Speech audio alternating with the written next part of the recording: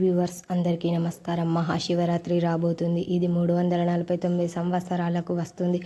అద్భుతమైన మహాశివరాత్రి. ఇట్లాంటి మహాశివరాత్రి 349 సంవత్సరాల క్రితం వచ్చింది.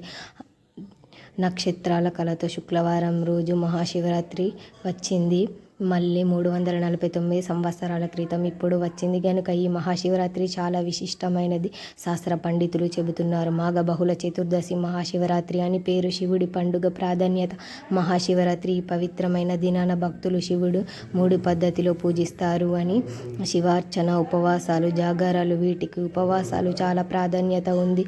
వాస్తవానికి మహాశివరాత్రి నాడు ఉపవాసం చేసి శివనామస్మరణ చేయడం కన్నా ముఖ్యమైనది. శివుడికి మరియు ఒకటి లేదా ఉపవాసం అంటే మనసు శివుడిని దగ్గర ఉంచడమే శాస్త్రాలు చెబుతున్నాయి. అలాగే శివరాత్రి రోజు శివుడిని వేడుకుంటూ మాకు ఉన్న దరిద్రాలు, బాధలు అన్నీ పోవాలి శివుడా అని వేడుకుంటూ ఉండు. శివుడి అనుగ్రహం లభిస్తుంది. దగ్గర ఉంచాలంటే మన ధ్యానం చేయాలి. శివ ధ్యానం చేస్తే శివ ధ్యానం కలుగుతుంది, అనుగ్రహం లభిస్తుంది. ఇలా శివ ధ్యానం చేయాలంటే రోజంతా మేల్కొని ఉండాలి. అలా మేల్కొని ఉండాలి అంటే పొట్టను ఖాళీగా ఉంచాలి. అలా ఖాళీగా ఉంచడానికి ఉపవాసం అంటారు. కాబట్టి భక్తులు ఎంతో నియమ నిబంధనలతో రోజంతా శివుడి ధ్యానం, ఉపవాసాలు చేయాలి. వాస్తవానికి మహాశివరాత్రి నాడు శివ ధ్యానంలో ఉన్న భక్తులు ఆకలి వేయదు. ఇంకొక ముఖ్యమైన విషయం ఏమిటంటే ఆరోగ్యం మహాభాగ్యం అంటారు. శివుడు కూడా తన భక్తులు ఆరోగ్యం, క్షేమమని కోరుకుంటాడు. కాబట్టి ఈ చిన్న అనారోగ్యాల బాధలు ఉండే అల్పాహారం తీసుకోవచ్చు, అంటే పండ్లు మాత్రమే తీసుకోవాలి పండితులు సూచిస్తూ ఉన్నారు. ఈ కాలంలో దొరికే ద్రాక్ష, జామ వంటి పండ్లు తీసుకోవాలి. ఉపవాసం చేయవచ్చు పెద్దలు.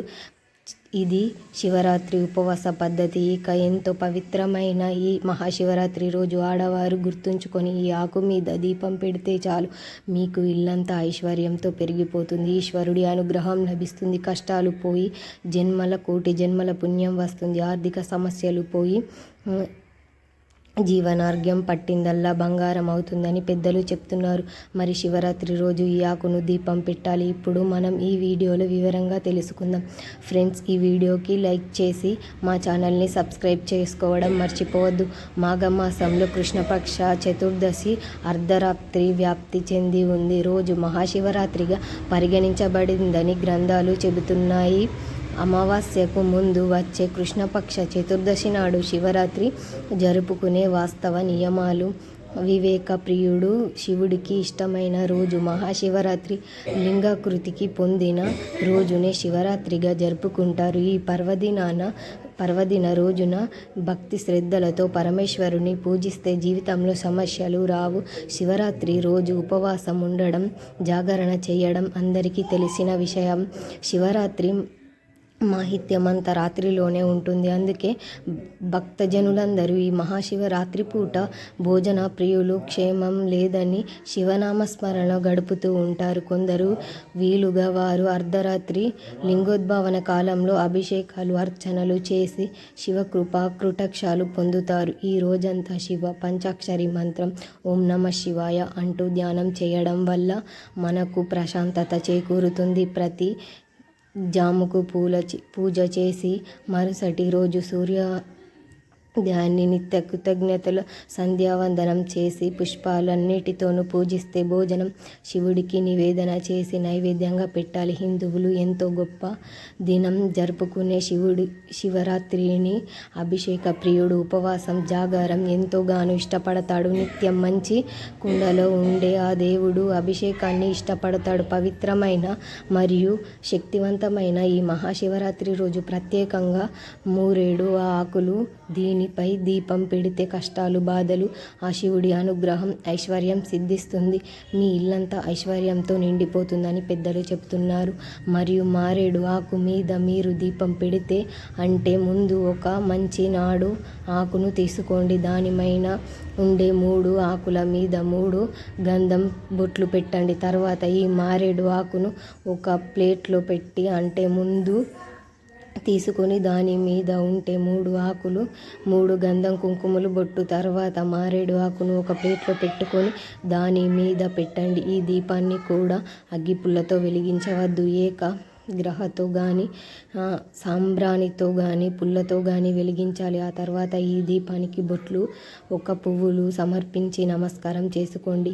ముఖ్య విషయం ఏమిటి అంటే దీపాన్ని రాత్రిపూట లింగోద్భవన కాలంలో వెలిగించాలి. మీరు ఎంతో ఇంట్లో ఉంటే ఎక్కువైనా సరే దీపం ఎక్కడైనా వెలిగించవచ్చు. ఇట్లాంటి దీపం వెలిగించితే శివుడి అనుగ్రహంతో సకల ఐశ్వర్యాలు కలిసి వస్తాయి. ఎందుకంటే మారేడు ఆకు అంటే శివుడికి చాలా ఇష్టం.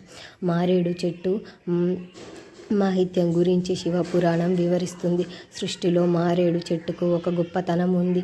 అది ఏమిటంటే పుష్పం పుయ్యకుండా కాయ కాస్తుంది. మారేడు దళం 3 ఆకులతో ఉంటుంది. అందుకే ఏకభ్యం శివార్పణం అని అంటారు.